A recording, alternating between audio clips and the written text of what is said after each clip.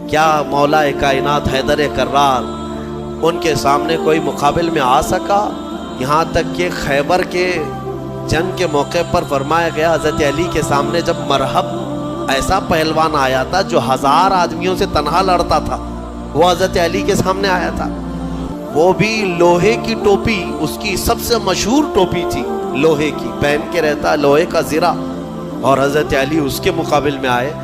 उस वक्त हज़रत अली की हालत तो ये थी कि आंखें लाल हो गई थी, आशूबे चश्म की बीमारी थी और बुखार था, बुखार भी है और आंखें लाल थी वो खैबर के मौके पर।